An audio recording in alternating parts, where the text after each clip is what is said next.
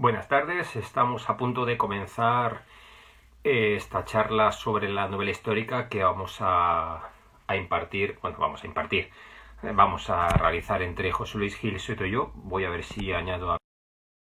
José Luis, ¿estás por aquí? Vamos a ver si se consigue conectar José Luis. A ver, espérate, a ver si ha unido José Luis. A ver, espérate que estas cosas tan nuevas a la hora Buenas de... tardes. Ahora sí, ¿estás ahí, José Luis? Bueno, Estoy, Víctor, ¿qué tal? buenas tardes, ¿cómo estás? Pues muy bien, ¿se me oye bien? Perfectamente, ¿me oyes bien? A ti te oigo un poco bajo. A ver, espérate, voy a ver si subo el sonido, que a lo mejor es cuestión de sonido. ¿Ahora me escuchas mejor? Muchísimo mejor. Buenas tardes, ¿cómo estamos? Bueno, pues muy bien, deseando hablar contigo un rato sobre novela histórica. Tú que eres un gran cultivador del género y además un referente con la conspiración de Yuste, que leí ya hace unos años. No se me olvida nunca cómo te conocí en una librería. Qué mejor sitio que ese. En una librería en Badajoz, precisamente, además, Eso es, eso es, eso es. En una librería en Badajoz estaba tú firmando ejemplares de la conspiración. de la conspiración. Sí, sí, sí, sí, sí. Desde entonces, pues ya nos hemos visto en muchas ocasiones y hemos charlado de novela y hoy vamos a hacerlo, yo creo que más largo y tendido que nunca, una hora entera hablando de novela histórica tú y yo. Exactamente, así que si te parece, comenzamos. ¿Te parece primero Perfecto. que demos el agradecimiento a los organizadores de esta charla, como son la Asociación de Universidades Populares de Extremadura y la Asociación de Escritores Extremeños? Y también, como no, vamos a aprovechar este momento, además hoy que ha comenzado el periodo de 10 días de luto nacional por las personas fallecidas a causa de la pandemia del COVID-19, un recuerdo tanto para ellos como para todos sus familiares. Me uno a ese homenaje y, por supuesto, al agradecimiento a los organizadores de esta charla. Bueno, pues vamos a comenzar. La charla va a ser muy dinámica. Vais a ver que tanto José Luis como yo vamos a cambiar continuamente de persona que vaya comunicando o que vaya dando a conocer esta charla a lo largo de su duración, a lo largo de la hora. Así que va a ser una manera de interactuar.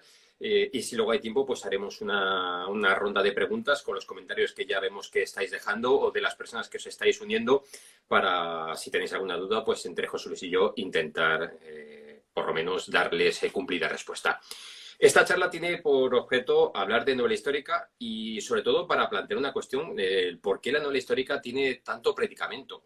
No solamente ahora, sino en décadas anteriores. Se trata de un género que por mucho que otros se demuestren como géneros que están de moda o que están con una cierta pujanza a la hora de contar con el beneplácito de los lectores, pues la novela histórica siempre está ahí, siempre tiene ese granero de lectores que están dispuestos a leer todo tipo de obras relacionadas con la historia. Y es precisamente ese el interés de la novela histórica lo que hace que haya tantos lectores apasionados por este género, porque el pasado siempre interesa. El pasado es algo que está ahí y, por lo tanto, siempre hay escritores que están dispuestos a aprovechar cualquier circunstancia, cualquier acontecimiento que haya acontecido en el pasado para transformarlo en novela y para contar una serie de hechos que luego sean los que cautiven o llamen la atención de los lectores. En este caso, tanto José Luis como yo, ya os lo hemos comentado, hemos escrito alguna serie de novelas históricas.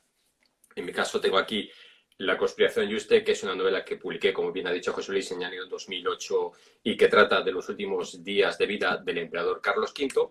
Y en el caso de José Luis, pues tenemos aquí La traición del rey, que es una preciosa novela sobre la trayectoria de Manuel de Godoy y de sus vicisitudes al lado de Carlos IV y de su trayectoria vital, porque la verdad es que es una novela de la que se narra toda la trayectoria vital de este personaje. Y tenemos también, además, una novela que dentro de poco volverá a estar otra vez de moda, porque hay por ahí una película sobre la Armada Invencible que está a punto de estrenarse, y es uno de los episodios que se narra aquí en la colina de las Piedras Blancas de una manera fidedigna y siempre con una grandísima labor, no solamente de documentación, sino de escritura, a la hora de narrar aquellos hechos que acontecieron allá por el siglo XVI. Hablábamos de la novela histórica e interesa la novela histórica primero porque interesan los hechos del pasado, segundo porque siempre viene bien recuperar los hechos del pasado. Y tercero, porque lo que quiere hacer un novelista histórico es precisamente eso, recrear el pasado.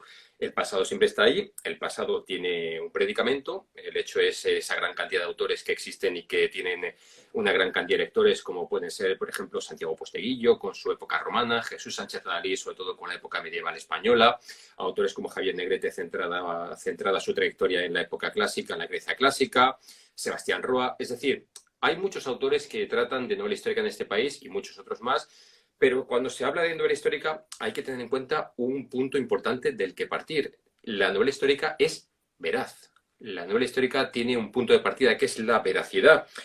Es la regla de oro que nunca nos podemos saltar los que tratamos de centrarnos en este tipo de género literario a la hora de escribir.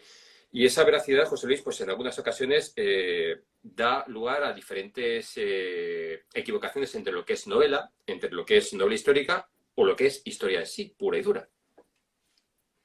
Claro, la novela histórica no es historia. Hay muchas veces, cuando el lector se enfrenta a una novela histórica, espera encontrar poco menos que un ensayo. No. Hay una gran diferencia entre la historia y la novela histórica, como también la hay entre novela histórica y la novela. Es verdad que en este último caso hay una línea muy fina que a veces resulta difícil de separar. Es difícil a veces catalogar una novela como novela histórica y no como novela en general o novela de aventuras, ¿no? Hay muchísimos casos que podríamos citar y que no podríamos catalogar de una manera clara dentro de la novela histórica, y en otras ocasiones, por supuesto que sí, ¿no? Por supuesto, la novela histórica no es historia. Los historiadores son científicos, utilizan un método muy riguroso a la hora de estudiar un episodio histórico concreto. Las fuentes que consultan son ligeramente diferentes, aunque confluimos en muchas ocasiones los escritores y los historiadores, pero es verdad que ellos utilizan un rigor científico que no tiene por qué utilizar el escritor. No es que no lo utilice porque no quiere o porque se quiere saltar una regla, sino simplemente porque el escritor no necesita tener un rigor científico, sí histórico, pero no científico como hace el historiador, ¿no? Digamos que nosotros los escritores, los autores de novela histórica, nos servimos de los historiadores de alguna manera. Claro. Nos servimos del trabajo que ellos ya han hecho, de ese conocimiento que tienen del manejo de las fuentes, ¿no? de los archivos, de cómo buscar algo concreto, de la paleografía. En muchos casos los documentos que nosotros manejamos son ilegibles, mientras que un historiador es capaz de interpretarlos con cierta facilidad, ¿no? Entonces hay que diferenciar muy bien qué estamos haciendo. No estamos escribiendo un ensayo, estamos escribiendo una novela. Como tú bien decías antes, Víctor, tiene que ser rigurosa en el aspecto histórico, pero tiene que tener una licencia de autor, tiene que tener una parte de ficción. La novela histórica es novela, no es historia. Si bien la parte histórica, el trasfondo histórico, el telón que hay detrás, tiene que ser, como has dicho antes, veraz. Y tenemos el caso, por ejemplo, de esos autores de los que hemos hablado anteriormente y que ahora podemos rescatar, como Jesús Sánchez Adalí con esta novela El mozárabe, que es una novela histórica prácticamente imprescindible, Muy buena. no solamente por los hechos que narra, sino luego lo contaremos después, más avanzada la charla, en la nota autor que desarrolla, que es una de las partes esenciales a la hora de escribir una novela histórica, para que quede clara esa distinción entre lo que es real y lo que ha sido motivo de invención por parte del autor. Hay otra novela muy buena, además, que fue la despedida de Miguel Delibes del mundo de la literatura, como es El hereje, que es una novela histórica, la primera novela histórica que escribió Miguel, la primera y la última novela histórica que escribió Miguel Delibes, ambientada en el Valladolid de los siglos XVI, de cuyas fuentes también vi en parte para escribir La conspiración de Yuste. Y hay una novela por antonomasia, de hecho se suele citar como una de las grandes novelas históricas, una de las novelas históricas de referencia, o por lo menos de esas que se suelen llamar como tótems de la novela histórica, que es Yo Claudio, de Robert Graves, con esa capacidad que tenía para contar todos los tejemanejes de la época romana. Es decir, estamos hablando, lo que te decías, de esas novelas históricas que tienen que ser veraces, aunque de vez en cuando se cuelan algunas cosillas por ahí, ¿verdad, José Luis?, a la hora de escribir, y que, bueno, que nosotros mismos vamos a ser los primeros en reconocerlo. Claro, ahora voy a contar un poco algunas anécdotas de novelas que han tenido un gran éxito y, sin embargo, tienen pues algunas pequeñas cosas que hay que tener cuidado con ellas, ¿no? Y que efectivamente una nota de autor al final pues tiene que explicar qué parte es historia y qué parte es ficción. Pero antes quiero profundizar en una cosa que me he dejado antes en el tintero y es en esa parte en el énfasis que ponía yo antes de que la novela histórica es ante todo novela, es una ficción. Y quería citar un libro que a mí me resultó no solo entretenido, sino además muy didáctico, que es Cartas a un joven novelista, que recomiendo a quien quiera Muy buen empezar a libro. escribir. Es un libro muy finito, Sí. ¿sí? En el que supuestamente Mario Vargas Llosa responde a un joven novelista que se interesa por cómo se ha de escribir una novela, ¿no? Entonces, digamos que aquí están todas las supuestas contestaciones de Vargas Llosa a ese joven. Y en un momento determinado dice lo siguiente. Dice, lo cierto es que la ficción es, por definición, una impostura, una realidad que no es y, sin embargo, finge serlo. Y toda novela es una mentira que se hace pasar por verdad, una creación cuyo poder de persuasión depende exclusivamente del empleo eficaz de unas técnicas de ilusionismo y prestidigitación semejantes a las de los magos de los circos o teatros. Es decir, los escritores somos, ante todo, pues eso, unos magos que intentamos transformar, contar, narrar una historia de ciertos personajes, en el caso de la novela histórica, con un marco histórico que tiene que ser, lo repetimos otra vez, veraz, tiene que estar bien documentada. Y ahora vuelvo sobre lo que me decías tú, Víctor, de novelas que te dejan un poco un sinsabor porque, a pesar de que son muy entretenidas o que incluso han cosechado un notable éxito, pues pueden estar confundiendo un poco al lector, ¿no? Me refiero, por ejemplo, al Código da Vinci. Es una novela que ha tenido un éxito mundial y que, sin embargo, ha generado muchísima confusión porque Exactamente. alguien puede pensar que lo que narra Dan Brown en el Código da Vinci es cierto y, sin embargo, no lo es. Es una novela, sin más. Es decir, todo lo que hay en esa novela es ficción, pura ficción. Una buena ficción, de hecho tuvo gran Muy bien éxito, escrita, pero exactamente. muy bien escrita, eso es, pero que no deja de ser ficción. Otra que tengo por aquí, que también tuvo un éxito muy notable, que es de nuestro flamante premio Planeta, Javier Cercas, extremeño también, como Víctor y Sí. como yo, Soldados de Salamina. En Soldados de Salamina se cuenta el fusilamiento fallido de Sánchez Mazas. Sánchez Mazas era el padre de Sánchez Ferlosio, era un falangista que luego fue ministro de Franco, que cuando iba a ser fusilado, pues el soldado encargado de dispararle falló, salieron a buscarlo, él huyó, salieron a buscarlo y cuando el soldado lo encuentra y tal, no es capaz de matarlo, ni siquiera de dar el aviso, ¿no? Bueno, cuento esto para quien no haya leído la novela. Pero en un momento determinado de la novela parece cierto que el periodista, que parece estar narrado en primera persona, como si el propio Javier Cercas estuviera buscando a ese soldado ya de mayor, y en la novela lo encuentra. Es decir, habla con ese soldado que pudo haber matado y no lo hizo a Sánchez Mazas. Y sin embargo, esa parte es ficción, pura ficción, es decir, eso no existe. Ese hombre no existe y ese episodio es absolutamente ficción, aunque el resto de la novela está basado en la historia y el hecho histórico es cierto. Y eso también puede confundir un poco. Y luego vamos a ir al tema de la nota de autor, como bien ha dicho Víctor justo hace un poco, ¿no? Y podríamos nombrar pues otras novelas, como por ejemplo Los Pilares de Roma, en la que se habla de cohortes y lictores cuando todavía no Sí. existían en el ejército romano, ¿no? Y así una serie de cosas. Luego voy a contar alguna anécdota de mis propias novelas para que no parezca que yo voy contra el resto, ¿no? Y yo también tengo para contar. Yo también tengo para contar. Estas cosas suelen pasar, ¿no? Quizás hay que centrarse un poco en que no haya errores de bulto y, si es posible, si uno tiene un historiador a mano, pues que le eche un vistazo al manuscrito, ¿no? Luego contaremos también algo de eso. Además es curioso, José Luis, porque también se suele decir precisamente eso. que en algunas ocasiones, dentro del marco de la veracidad que tiene que tener la novela histórica, hay como una especie de, entre comillas, pequeños fallos que son perdonables si no se trata de fallos que desentonen en demasía o que sean muy graves, como estás hablando de los cortes y demás, que llamen la atención porque evidentemente no se producen en esa época, y creo que es de lo que luego vamos a hablar y vamos a citar tú y yo en cuanto a nuestras obras, pero por lo menos hay que tratar de que si hay fallos, que no sean fallos demasiado incongruentes, que no inciten al lector a decir, no me lo creo porque esto evidentemente no ocurrió en esta época y está resaltando tanto que me puede incluso obligar a detener la lectura o a dejar de leer directamente.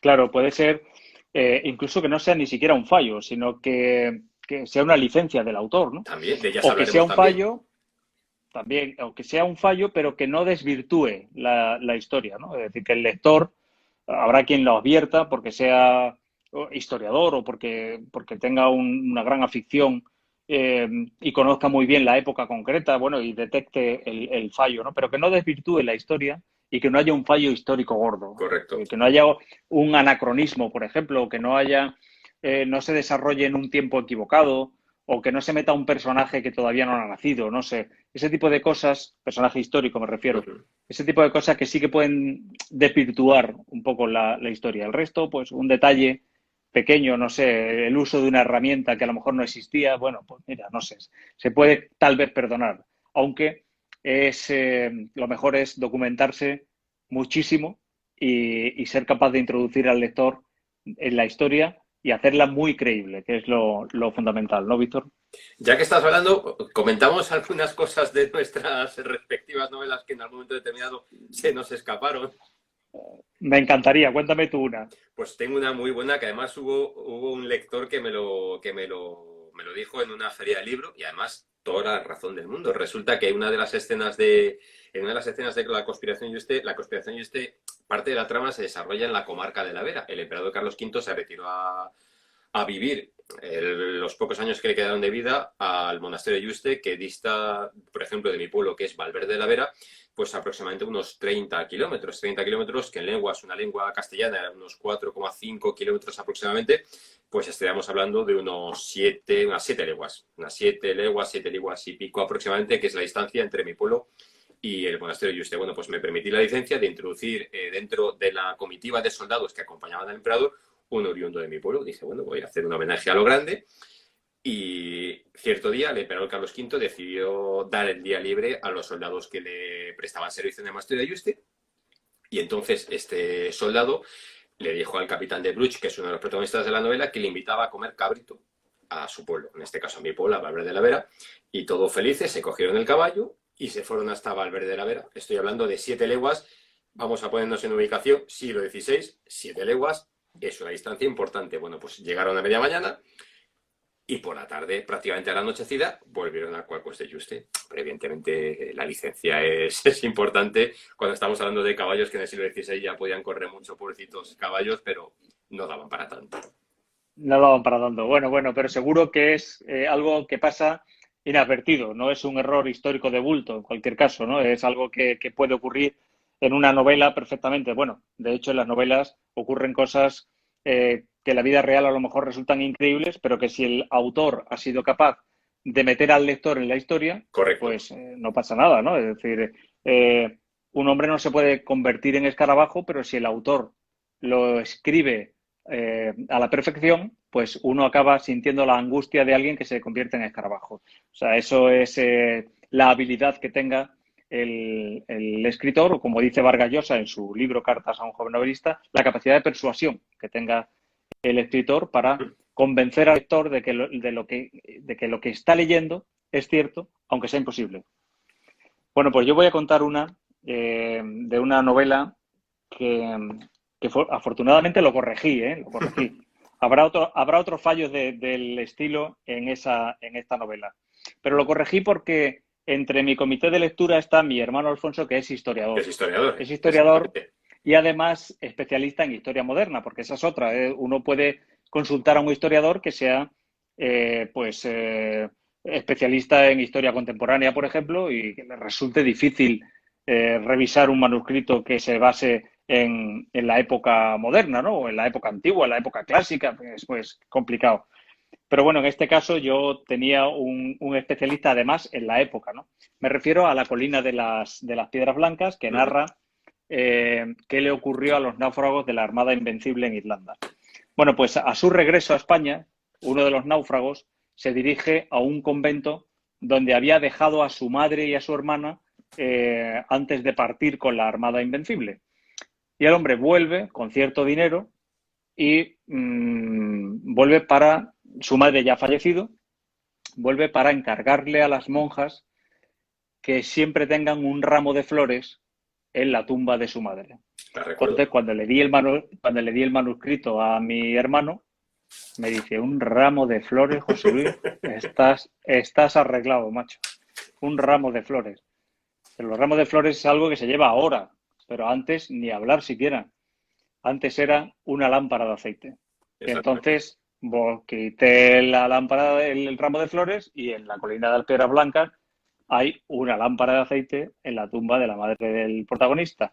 Todo eso, además, después de otra corrección que ya me hizo él, porque la sepultura en principio iba a estar en el campo, y me dice, no, hombre, José Luis, no, en el campo no, en terreno sagrado. ¿Por qué no lo pones en el monasterio, donde la has dejado, en el convento donde la has dejado? Bueno, pues estupendo. En el huerto del convento. No, hombre, no, en el convento no. ¿Cómo va a dejar? En alguna capilla. Se supone que era gente principal, tal. En alguna capilla de la iglesia del convento. Venga, en una capilla. Y así, borrador tras borrador, al final acabó en una capilla con una lámpara de aceite. Son cosas que a uno se le pasan porque no alcanza a todas las ramificaciones de la historia, y al final pues tiene uno que trabajarse muy bien el manuscrito para que ese tipo de cosas, aunque no habrían desvirtuado la historia de ninguna manera, pero al menos así pues va perfectamente corregido por un historiador y algo se habrá ido, o sea, algo habrá pasado en el libro, en el definitivo, en la edición definitiva, que probablemente sea algún error histórico. Bueno, pues es probable, pero en cualquier caso no será un error histórico de bulto. Y además, a colación de una pregunta que nos están haciendo, es por lo que vamos a continuar con el siguiente punto de la charla, y es en el que vamos a hacer hincapié precisamente en la nota del autor y en la gran importancia que tiene la documentación para el novelista histórico a la hora, como estamos hablando, de intentar que esas licencias, no tanto licencias, esos fallos que puedan aparecer relacionados con la época histórica sobre la que estamos escribiendo, pues no tengan por lo menos una gran evidencia a los ojos del lector. Y es que nos está preguntando, creo que es Maite Esteban, que está diciendo que para Boro Vallejo, por ejemplo, escribir novela histórica o escribir sobre el pasado era una excusa para escribir sobre el presente esquivando la censura. ¿Tú crees que ahora mismo en esta época, en el presente, los que en algún momento determinado queremos escribir novela histórica, utilizamos precisamente el vehículo de la novela histórica para hacer referencia a esas cosas que ocurren en el pasado y criticarlas, pero basándonos en los hechos que acontecieron en el pasado? En mi caso, desde luego, no. Pero es posible que haya algún autor o autora que quiera hacer una crítica velada a través de una novela. No sería la primera vez en la historia, ¿no? Seguramente ha habido muchos escritores y escritoras que han querido hacer una crítica o quizás, pues, no sé, reivindicar algo a través de su novela de una manera casi de una fuerte carga moral o una fuerte carga reivindicativa, ¿no? Pero en mi caso, desde luego, no. Es decir, todo lo contrario. Es decir, yo busco el episodio histórico que me gusta, y a pesar de que a lo mejor es un episodio histórico que no está bien visto, yo lo afronto desapasionadamente y cuento una historia en ese marco, y se acabó, ¿no? Es decir, cuando escribí mi novela La traición del rey, yo era consciente de que Godoy en su propia tierra era pues poco menos que un apestado, Sí. un personaje histórico mal visto. Todavía lo es, aunque poco a poco se le va rehabilitando, pero todavía lo es. Y no quise hacer nada concreto ni ninguna reivindicación concreta, pero sí es cierto que quise contar la historia real de Manuel Godoy, tal como los historiadores de hoy la ven. No como los historiadores del siglo XIX o principios del siglo XX, sino como la ven los historiadores de hoy, ¿no? y ya está, o sea, pero no, desde luego en mi caso no. Pero reconozco que puede haber autores que sí que utilicen un fragmento de historia, lo traen a nuestros días con el ánimo de una crítica velada. Es posible, no sé tú, Víctor, a ver qué te parece. Yo creo que soy de la misma opinión que de lo que estás expresando. Hay que partir de la premisa de que la historia es la que es. De hecho, lo vamos a hablar ahora a continuación. La historia es la que es. Lo que ocurre es que en muchas ocasiones esa propia historia es la que se está utilizando como una especie de subterfugio para traer los hechos que están ocurriendo en el pasado y hacer hincapié en ellos desde el punto de vista estamos hablando de esos hechos del presente, de trasladarlos al pasado y convertirlos en una acción crítica con respecto a lo que está ocurriendo en el presente. Evidentemente hay una infinidad de momentos en el pasado que se pueden utilizar como base para hablar de lo que está ocurriendo en el presente. Solamente tenemos que irnos al siglo XIX, ya no hace falta retrotraernos a la época de la Segunda República o los prolegómenos de la Guerra Civil, sino incluso durante el siglo XIX. Este país tiene una historia de acontecimientos políticos relacionados con la regencia entre partidos y demás, y eso en algún momento puede dar pie para hablar del siglo XIX, escribir una novela histórica basada en el siglo XIX, pero con veladas referencias a lo que está ocurriendo con determinadas figuras políticas en el siglo XX. Es decir, en ese caso, Claro, sí que se estaría desvirtuando la propia novela histórica, porque de lo que se trata, en este caso, es de hacer literatura, y literatura lo que trata es de formar, entretener y enseñar. Es lo que pretende la novela histórica, evidentemente, por encima de todas las cosas. Y ya si utilizas este vehículo como una manera de expresar o de difundir ideas, ya estaríamos tergiversando su verdadera idiosincrasia o su verdadero papel. claro, dice Maite Esteban, que nos preguntaba esto porque es una de las cosas que enseñan a los chicos sobre la literatura de después de la guerra. Claro, Claro, lógicamente era un periodo de censura, de una gran censura. Entonces, sí, claro, para esquivar esa censura, pues el literato tendría que valerse de la ficción, de una creación de personajes de ficción para la crítica política. Si bien, correcto, si era muy descarada, no pasaba la censura. Es decir, tenía que ser exactamente. algo muy, muy velado y muy sutil para que pudiera pasar no sé, uno lee 5 horas con Mario de Miguel Delibes y se da cuenta el contraste tremendo que hay entre el fallecido Mario y su mujer, ¿no? Como Sí, uno es pues probablemente antifranquista, un poco revolucionario, progresista y tal, su mujer absolutamente conservadora, pero lo hace, y la que queda un poco quizás mal en la novela es ella, pero claro, lo hace Miguel Delibes con una habilidad tremenda porque precisamente es literatura de los años 50, 60. Entonces, pues sí, los llamados niños de la guerra, que son correcto. pues la generación del 50, pues sí, claro que lo hacía. Pero en nuestros días yo creo que no lo necesitamos. Es posible que uno sea tendencioso, eso sí.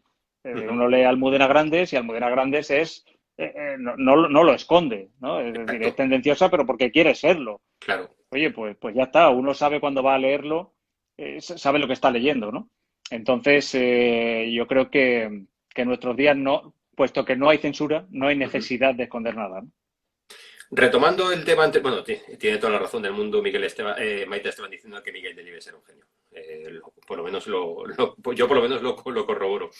Y creo que Jesús Luis también. Retomando el tema anterior de la documentación, es preciso incidir en este aspecto porque la documentación es esencial en el caso de cualquier escritor, pero más aún en el del novelista histórico a la hora de buscar los detalles con los que va a construir ese entramado que dará posteriormente lugar a la novela, porque la novela histórica, ya lo ha dicho antes José Luis, se trata de esa estructura en la que se trata de contar una historia que evidentemente puede ser una ficción sin ningún tipo de problema, pero basada en hechos reales, porque la realidad es la que es, la historia es la que es y no se puede cambiar. Luego, a partir de ahí, nos podemos establecer en la cabeza una serie de dilemas, una serie de personajes, una serie de argumentaciones y una serie de tramas para desarrollar, pero siempre partiendo de hechos verídicos, de hechos veraces que nos permiten conocer los historiadores gracias a sus obras.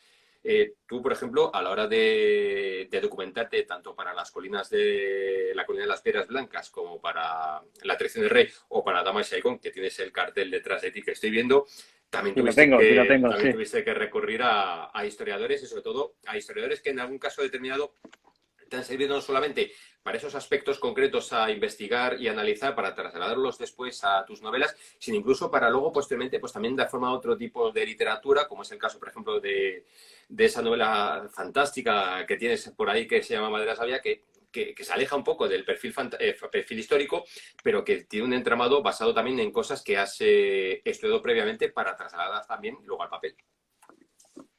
Yo creo que el proceso de documentación es a veces incluso hasta peligroso. Digo Sí, peligroso para el escritor, porque o te pones un límite o corres el riesgo de documentarte hasta el infinito. sí. Pero uno empieza a documentarse y ya se obsesiona. Es decir, cuando escribí, por ejemplo, la Dama de Saigón, pues los soldados españoles en Manila, destacados en Manila en el siglo XIX, ¿de qué forma vivían? Es decir, qué ropa usaban, dónde se confeccionaban los uniformes, cuánto costaba un viaje de Madrid, de Cádiz, la travesía de Cádiz hasta Manila, cuánto costaba el pan, qué moneda se utilizaba, dónde se acuñaba. Ya empiezas con unos detalles de documentación que es un no parar. O sea, hasta que dices, se acabó, ya tengo los mimbres adecuados para la historia, voy a construirla, ¿no? Voy a hacer el cesto, que ya tengo material suficiente. Porque si no, tiendes a seguir y seguir y seguir. Además, cuando tiras de un hilo, parece mentira, pero eh, la, todo está en los archivos o todo está en lo que los historiadores han sacado de los archivos, ¿no? Por ejemplo, para la Dama de Saigón, yo utilicé, la Dama de Saigón es la historia de una naviera gaditana que se ve envuelta en la guerra de la Cochinchina. Bueno, pues la naviera gaditana es que recreo en la historia, es una naviera que existió de verdad.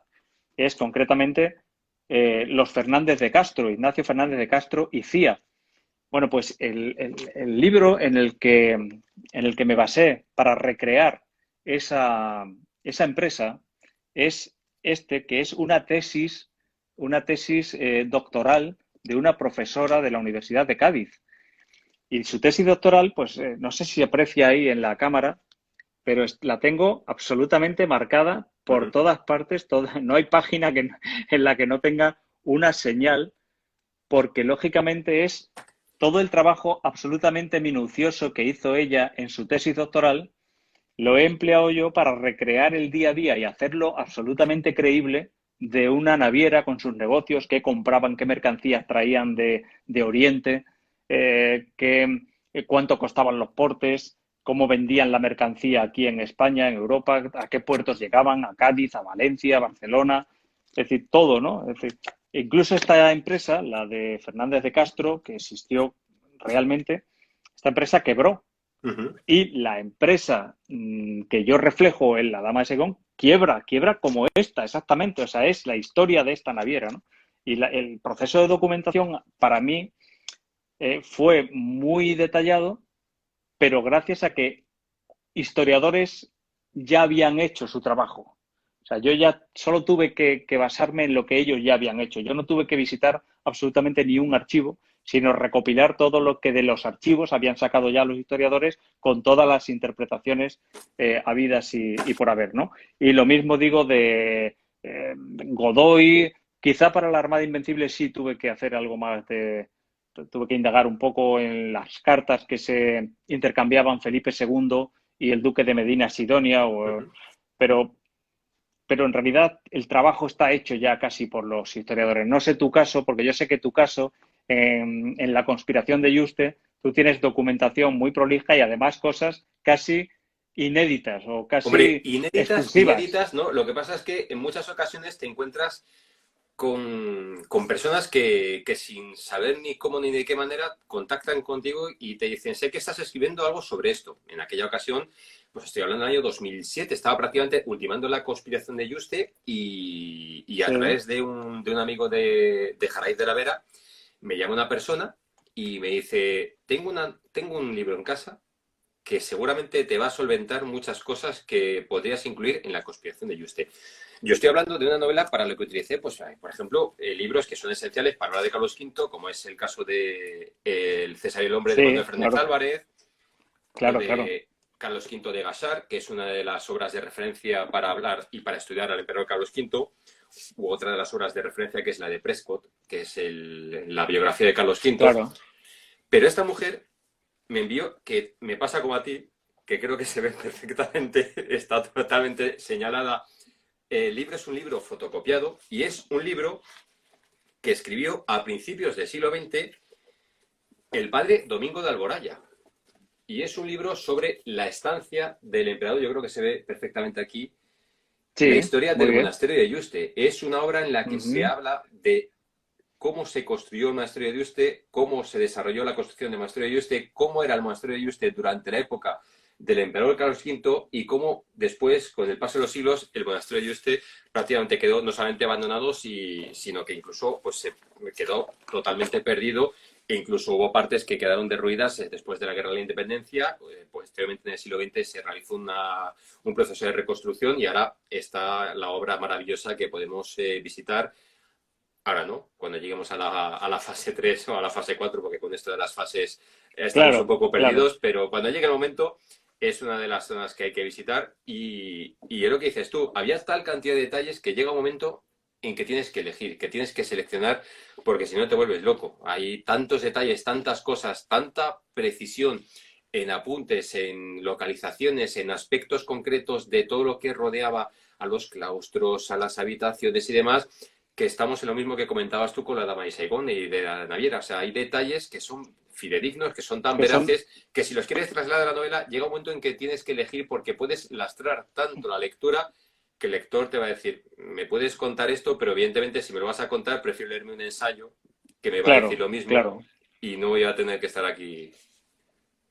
En el caso de la traición del rey, a mí me pasó una cosa curiosa. En la traición del rey hay diálogos entre María Luisa de Parma y Manuel Godoy que en realidad son la transcripción exacta de las esquelas que se intercambiaban cuando en las jornadas reales uno permanecía en Madrid, Godoy, Uh -huh. y los reyes pasaban de Aranjuez al Escorial o a la granja de San Ildefonso, ¿no? Entonces, muchas de esas esquelas que se conservan, hay un gran archivo de cartas de Godoy en el Palacio Real de Madrid, Uh -huh. también hay en el Archivo Histórico Nacional, o, por ejemplo, las recogidas en este libro, que está descatalogado ya completamente, que yo he comprado en Librería de Viejo, que esa es otra, ahí también se puede encontrar mucho material, que es un libro de los años 20 del siglo XX, que son, la transcripción es una colección de cartas transcritas de, no sé si se ven ahí, bueno, Sí, ahora sí.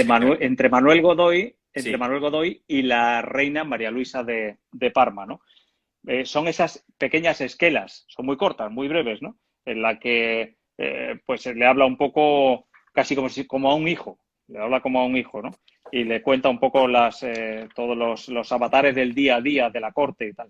Incluso en una de ellas le dice que dice Carlos, por el rey, ¿no? Por Carlos IV, que dice Carlos Uh -huh. que le digas a Francisco de Goya, que se venga a Aranjuez, que está aquí toda la familia y quiere que nos retrate. Es el encargo del famosísimo cuadro de Goya, La familia de Carlos IV, ¿no? Que es Correcto. una de esas pequeñas esquelas que tal. Entonces ya te obsesionas de tal manera que quieres hacerlo tan fiel que aunque lo novelas mucho y haces la historia atractiva para el lector, no es un ensayo, no son las memorias de Godoy, porque esa es otra, ¿no? Es decir, la gran diferencia entre la novela histórica y la historia o los ensayos, además de las notas al pie, de lo Uh prolijos que -huh. son en detalles, etcétera, etcétera, es el volumen. Uno puede optar por leerse La traición del rey, que es la historia de Godoy bastante fiel, que tú lo has mostrado ahí, la primera edición, ¿no? O las memorias de Godoy abreviadas, que es este tocho de Enrique Ruspoli, que es pues algo brutal, ¿no?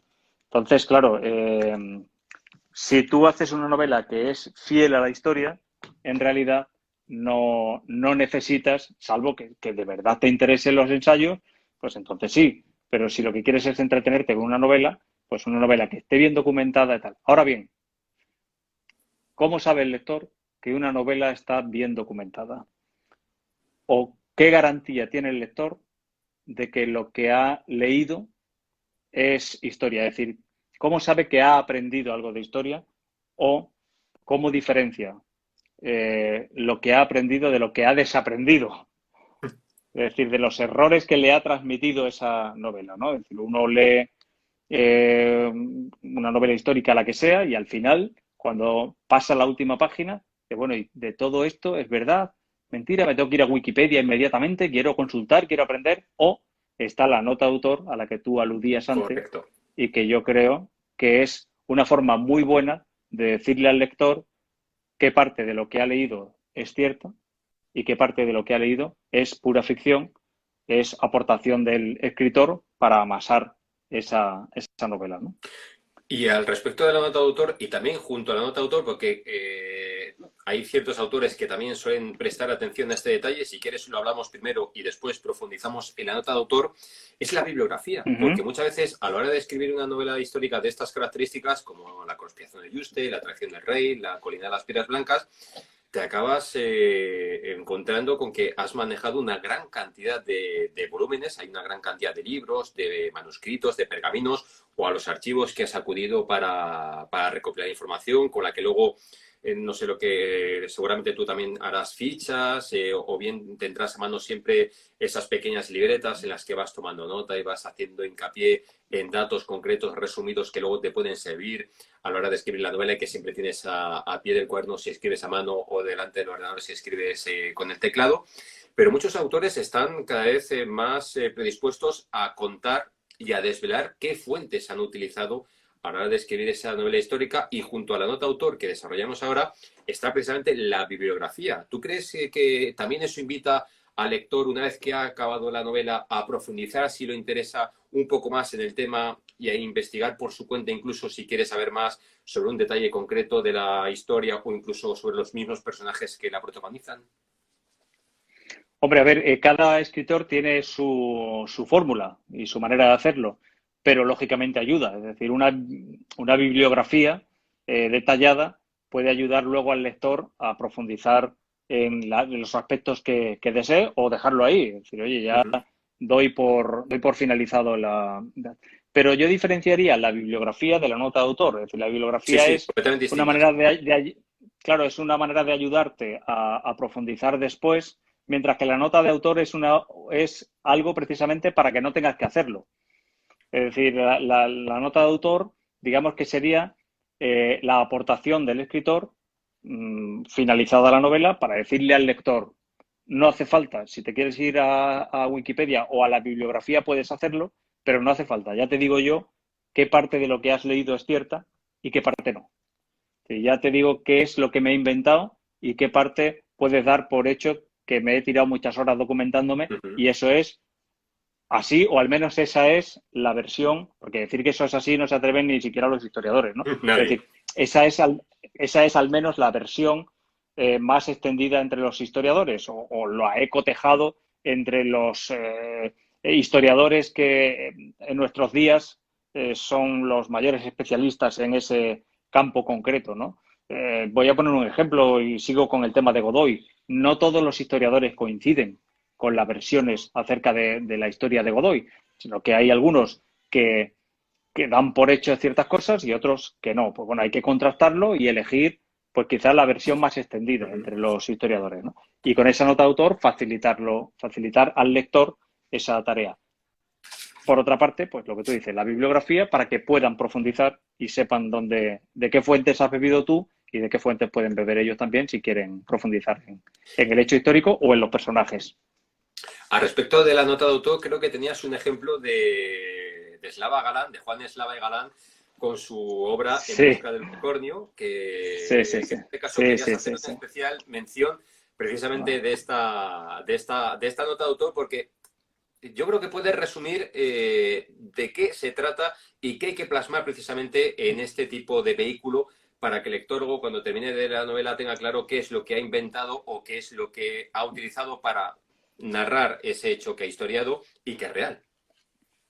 Esta novela, que es una pedazo de novela, En busca del unicornio, narra la supuesta expedición en épocas de Enrique IV de Castilla, el Impotente, Exacto. para buscar un unicornio porque se suponía que el cuerno del unicornio Era afrodisíaco. curaba la impotencia. Bien, entonces, pues está magistralmente narrado, ¿no? y acaba, la novela acaba, bueno, no quiero estropearle a nadie ni hacer un spoiler, pero no creo que lo haga con lo siguiente. Enrique IV de Castilla está enterrado en el monasterio de Guadalupe, en Cáceres. Y es un hecho histórico, es cierto, que el doctor Marañón, en el año, creo que fue en el año 46, una noche de octubre, junto con otra serie de personas, abrieron la sepultura de Enrique IV de Castilla con la intención de estudiar sus restos por ver si podían determinar si efectivamente era impotente o no y si Juana la Beltraneja era su hija o no lo era, y se deshacía al fin el entuerto, ¿no? Y la controversia que dio lugar luego a una guerra civil entre Juana e Isabel, Isabel la Católica, y bueno, en fin, pues todo esto, ¿no? Entonces, es verdad que hubo una exhumación de los restos tal, y hay un acta de exhumación. Entonces, Eslava Galán, en el acta de exhumación, en la novela, introduce que en la tumba había una especie de cilindro fusiforme de color grisáceo y que una vez examinado por el CSIC se había determinado que era un fragmento de cuerno de rinoceronte africano, lo cual había dado lugar a contar esta historia, etcétera, etcétera, ¿no? Bien, pues entonces a mí, transcurrido el tiempo, después de haber leído esta novela mucho tiempo después, me encargan en una revista que escriba un artículo sobre Enrique IV de Castilla. Entonces lo escribo, cuento la historia de su impotencia, etcétera, etcétera, y doy por hecho que el acta de exhumación que reproduce Juan Eslava Galán en la novela es cierta y que cuando el doctor Marañón exhuma los restos de Enrique IV de Castilla, pues se encuentra una momia, cabeza separada del cuerpo, no sé cuánto, y un trozo de cuerno de rinoceronte, tal, ¿no? Entonces se lo doy antes de publicarlo, se lo doy a leer a mi hermano Alfonso, al historiador, lo lee sin tener ningún elemento de juicio, nada, se queda así pensando, dice, no sé por qué hay algo aquí Que no me cuadra. que no me cuadra. La intuición de un historiador, ¿eh? Dice, hay algo que no me cuadra. Si tú has contrastado lo del rinoceronte, digo, joder, sí, tal, está en el acta de sumación de tal. Claro, yo no había leído la nota de autor. Juan Eslava Galán, en la nota de autor, dice que el acta de exhumación redactada por el doctor Marañón y firmada por todos los que estaban allí ese día en el monasterio de Guadalupe, es absolutamente cierta, salvo en lo que se refiere al fragmento de cuerno de rinoceronte africano, que es una invención que da pie a la novela, que es completamente inventada y que es una ficción, ¿no? Es una de las maravillas de Juan Eslava Galán y es, por mi parte, el error de principiante, esto ya pasó hace unos pocos de años, ahora ya intento contrastar todo mucho mejor, pero por no haber leído la nota de autor que estaba, pude haber cometido un error de bulto y haber sacado en una revista de historia un auténtico disparate, ¿no? Así es que, bueno, pues léanse las notas de autor, que yo creo que merece la pena y además nos dará un poco la idea de si el escritor se ha documentado de verdad o no. Sobre todo por lo que estamos hablando durante toda la charla.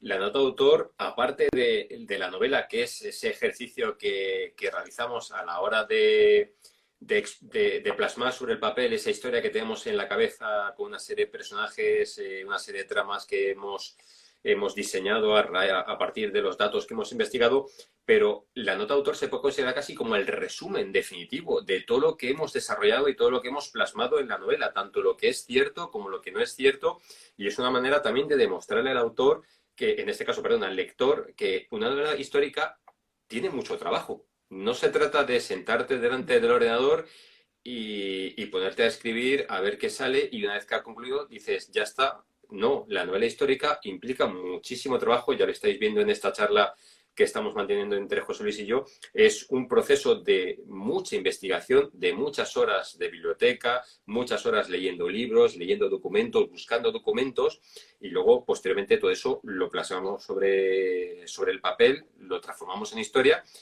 Pero esa historia, aparte de que el lector la lea, después está esa nota de autor para demostrarle al lector cuánto de grande ha sido nuestro trabajo. No solamente para transformar todo ese cúmulo de datos, de ideas, de textos que hemos leído y de unirlos a una ficción que hemos contrastado con esos datos para transformarlos en forma de novela histórica. Eso es. Sí, es cierto que a veces los autores cometemos, por generalizar, aunque yo suelo ser bastante breve en la nota de autor, pero es verdad que a veces la nota de autor da pereza. Es decir, porque es tan extensa que es como un pequeño ensayo al final Sí. de la novela, ¿no? Yo, al menos a mí, me da cierta pereza, una vez que he terminado y que me ha dejado un gran sabor de boca la novela y tal, leerme una nota de autor demasiado extensa, porque parece que es como que me desvirtúa esa última sensación que he tenido al terminar una novela, que suele ser siempre buena si he sabido elegir la novela. Entonces, yo al menos recomendaría para quien quiera escribir novela histórica y no lo haya hecho nunca, que luego en la nota de autor tampoco sea excesivamente prolijo. Es decir, yo creo que basta con resumir un poco, como tú has dicho, pues un poco la época, cómo has tratado a los personajes, qué personajes son de ficción, qué parte de la historia es ficción y qué parte es real y tal. Y en unas páginas que resulten entretenidas para el lector, pues contar un poco los avatares de esta novela y si quieres un poco luego, además, añadido a la nota de autor, pues la trastienda de la novela, es decir, qué hay detrás, cómo se hizo, ¿no? Cómo se hizo. Correcto. Creo que precisamente el Lava Galán, en busca del unicornio, no lo titula nota de autor, sino que lo titula Cómo se hizo en busca del unicornio. Bueno, pues eso, un poco también como un anecdotario también para el lector, ¿no? De cómo ha ocurrido todo esto. Voy a contar, si me dejas, Víctor, no sé si tenemos tiempo para contar una anécdota que no tiene Sí, mucho que ver con sí, la vamos. documentación, o sí, o sí. Bueno, yo después de escribir La traición del rey, que tú has mostrado ahí, la primera edición, resulta que me han pasado cosas increíbles. Es como si Godoy, desde su tumba de París, se hubiera removido de alguna manera y hubiera dicho, vale, tío, Aquí está. tú que estás intentando, bien, tú que estás intentando rehabilitar un poco mi figura, bueno, pues la primera edición es esa, la segunda es esta. Y hay una gran diferencia, además de la portada. Hay una diferencia. Mira, después de haber escrito La traición del rey, una noche me llama a casa una señora muy mayor y me dice ser Maximiliana Guijarro de Crespo. Cuando me dice el nombre me suena, digo, yo creo que sé, yo sé, ya está. Bien, Godoy tuvo dos mujeres. Una era la condesa de Chinchón, era una Borbón, que está reflejada en el cuadro de Goya, que está en el Museo del Prado, la condesa de Chinchón. Y su segunda esposa fue la que fue su amante durante muchísimo tiempo, con la que tenía dos hijos, primero ilegítimos y luego legitimados, era Pepita Tudó. Sí, Bien, señor. pues la rama de su primogénita es muy conocida porque son todos aristócratas, hoy todavía conservan los títulos que recuperó Godoy, etcétera. Pero la otra rama se perdió. Se perdió y ningún historiador era capaz de dar con ellos y tal. Y esta señora era descendiente, vamos, ella no, su marido, y por lo tanto su hija y su nieto, descendientes directos de Godoy por la otra rama. Bien, entonces me llama a casa y me dice que ha leído la novela y que tiene en su poder una colección de cartas que ha tenido durante años y años y años. Son manuscritos de Godoy originales y que no sabe el alcance real de esas cartas, si tienen un valor histórico o no lo tienen y tal. Y que ha leído mi novela y que por eso se pone en contacto conmigo por si me apetece ir a su casa a ver las cartas. Por resumir Una mucho, porque no maravilla. tenemos aquí toda la tarde, por resumir mucho, os diré que después de 2 años de avatares, esas cartas están en una institución pública, que es lo que yo quise. Después de que estuvieron a punto de irse a una colección privada otra vez y que hubieran desaparecido de la circulación durante siglos de nuevo, pues finalmente están en la Asamblea de Extremadura, se vendieron a la Asamblea de Extremadura, salvo 3 cartas, 2 que se quedó la señora de recuerdo y una que me regaló a mí. La carta que me regaló a mí es esta, la voy a mostrar a la cámara. No la saco de su funda desde hace por lo menos 2 o 3 años, ¿eh? Y hoy voy a hacer una excepción con todos Excepción. ustedes. Esta carta Oh, está fechada en Bayona el 4 de mayo de No, perdón, esta está en París, el 3 de enero de 1851. Le Sí, quedaba muy poco a Godoy para fallecer. Bueno, pero entonces yo, que había puesto un gran empeño en que la carta, en que la colección de cartas estuviera en una institución pública para que los historiadores tuvieran acceso a ella, pues me pesó mucho tener yo una en mi poder, en mi colección privada. Entonces, cuando me plantearon hacer una segunda edición de La traición del rey, dije, esta es la mía. Entonces, en esta segunda edición, en el punto cronológico donde le corresponde, Godoy escribe esa carta que está íntegramente transcrita aquí en el capítulo donde tenía que haberla escrito, con lo cual el contenido de la carta que está en mi poder está en la segunda edición de la novela y no en la primera. Es el afán de documentación, el afán de que esa documentación además esté a disposición de los historiadores y aunque no la tuve para la primera edición, ahí está en una novela histórica que pretende ser lo más fiel posible. Ya no cuento más anécdotas que me trago el poco tiempo que nos queda para despedirnos, así que te en dejo la palabra, definitiva, Víctor, José que Luis, que lo que decía, en definitiva, que hemos tratado de hablar durante esta hora prácticamente que ya está a punto de concluir sobre novela histórica, porque la novela histórica tiene gran predicamento, o siempre ha tenido gran predicamento y sigue teniendo gran predicamento, y creo que va a seguir teniendo gran predicamento porque todavía quedan muchos aspectos, no solamente de la historia de España, sino de la historia universal para contar. Una novela histórica que ayuda a difundir la historia, pero sobre todo una novela histórica que tiene que ser veraz y rigurosa. Siempre que sea veraz y rigurosa, será bien apreciada por los lectores y cuanto más rigurosa y más veraz sea, también más aprenderemos los escritores o los que intentamos escribir este tipo de novelas para conseguir por lo menos pues mejorar, aunque sea a la hora de sentarnos delante del teclado o delante del cuaderno. yo además recomendaría a los lectores que, bueno, en el caso de la novela histórica, como yo creo que parte del éxito es que matamos dos pájaros de un tiro, ¿no? Que leemos novela y además aprendemos algo de historia. Yo creo que hay autores ya muy reconocidos en materia de novela histórica, que normalmente son personas que se documentan muy bien. No sé, tenía por aquí otro ejemplo. Qué lástima que no estemos 2 horas charlando. Víctor, tenía, por ejemplo, A flor de piel de Javier Moro, que también está muy bien Uh -huh. documentado. También Y Javier Moro, tendría efectivamente. miles de ejemplos de escritores que tal. Y si uno quiere adentrarse en escritores nuevos, pues también que indague un poco y siempre, cuando se trata de novela histórica, que estén lo más documentadas posible porque esa doble función se cumplirá con mayor efectividad. Leeremos novela y además aprenderemos un poco de historia.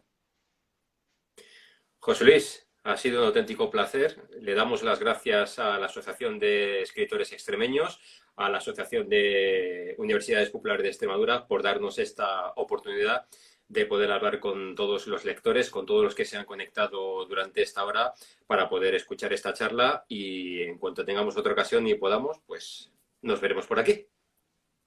A todos esos que están poniendo por ahí, muchas gracias, ha sido genial Muchos escucharos, corazones y muchos aplausos. etcétera. Muchísimas gracias, de verdad, por haber estado aquí con nosotros este ratito, que aunque no hemos interactuado mucho con vosotros, pero la verdad es que nos habéis animado mucho porque se ven los mensajitos ahí saliendo de abajo arriba y siempre es un placer saber que no está uno aquí solo hablando con Víctor, que podíamos estar en un bar, bueno, en un bar ahora no sé, pero podemos estar por ahí charlando. Y nada, muy bien, muchísimas gracias, de verdad. Muchas gracias a todos. Cuidaos mucho. Víctor, un abrazo fuerte. Un abrazo, José Sigue Luis. escribiendo, ¿eh? Igualmente. Adiós.